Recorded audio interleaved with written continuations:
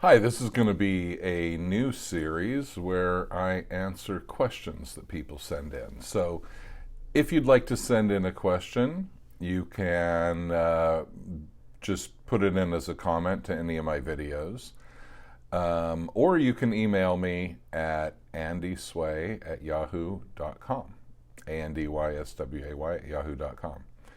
The first question I want to answer is this: how can I release memories of my behavior that cause feelings of embarrassment or shame? So, two parts to this. Number one, people ask a lot of times, like, can you hypnotize me to make me forget XYZ? And the answer is always no. I can't hypnotize you to forget things, and I wouldn't probably if I could. Because, and this question doesn't specifically say make me forget, but it's a bit asked about releasing a memory. So I think that's kind of similar. The idea is not to release the memory. The idea is to digest the emotion. So in this question, we have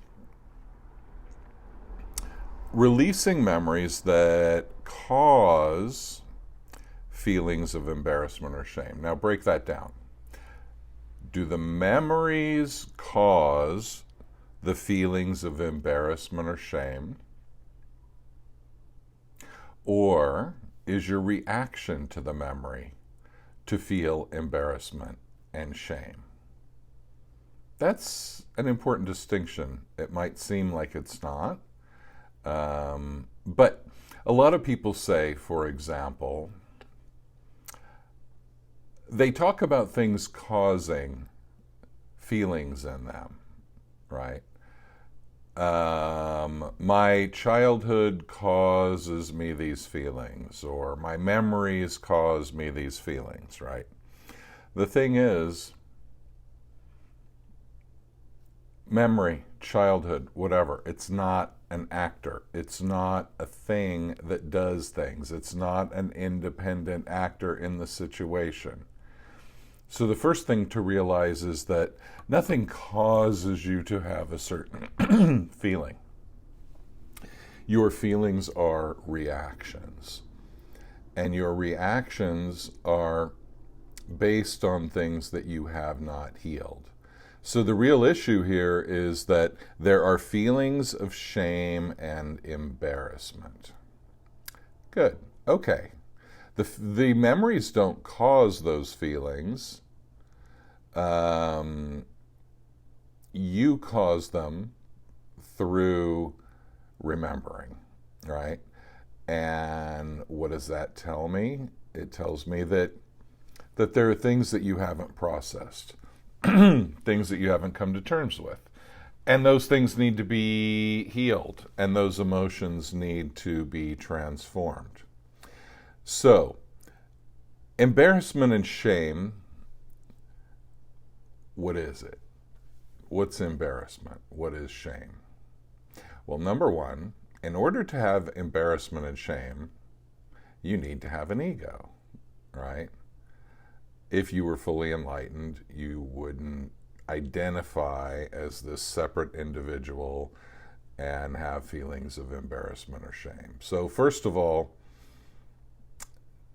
embarrassment, shame, shyness, all this kind of stuff, feeling not good enough, think of it as an ego response, okay? Now, most people, when they're having an imploding feeling, rather than exploding, like rage, anger, when it's an imploding feeling like shame, they think that's like the opposite of ego, but it's not. It actually requires an ego to have embarrassment and shame. Okay. It also requires a rejection of self. Think of being embarrassed about something from childhood, something that you would never do now, right? where you were naive, you were silly, whatever it was, right? What it is that you're hating on that inner child. You are re-abusing that inner child. And so the first thing to do with embarrassment and shame is to feel the part of the ego, the part of the personality that feels that embarrassment and shame. What I like to recommend is that you ask yourself, what is the age of the child feeling the embarrassment and the shame?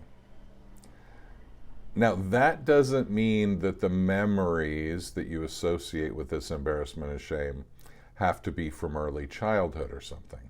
What it means is that there's a certain self-image that we form in childhood when we are powerless and we don't know what's going on, where we feel ashamed of ourselves. And we feel inadequate, not good enough, embarrassed. But when you hold that into adulthood, what you're really doing is you are re-abusing your inner child every time you put that embarrassment and shame on the inner child. Now, the fact that you might have an episode that's after childhood that you feel embarrassment and shame about doesn't mean that it's not an inner child issue. Because the thing is, when we have an unsolved issue, emotional issue from childhood, we will keep reenacting scenarios or manifesting scenarios that bring us back to that emotion. So what you need to do is, first of all, think of what is the age of the child feeling the embarrassment and the shame. Now, imagine yourself just meeting that child and not rejecting it, loving the inner child, loving that moment of embarrassment and shame, seeing that little kid is cute, and seeing that that little kid wasn't evil or wasn't this horrible person, but just probably was traumatized, didn't know what was going on, and kind of did whatever, he or she could think of doing in that moment. So it's not only about forgiving the inner child, but it's actually about imagining taking that little inner child, that little you, into your arms, holding him or her, and loving that child, and letting that child feel that you're not embarrassed, that you don't hold judgment. The thing is, when you're holding embarrassment and shame, I understand we've all done things that we can be embarrassed and shamed about. And so that's another part of it that I'll get to in a second. But it's also that we have an image that we are using, this negative image of ourselves to basically torture ourselves. And so when we give love to the inner child, then, then we need to just give that love without judgment and heal that core issue of embarrassment and shame, because it goes beyond the thing that you're embarrassed about. So number 2,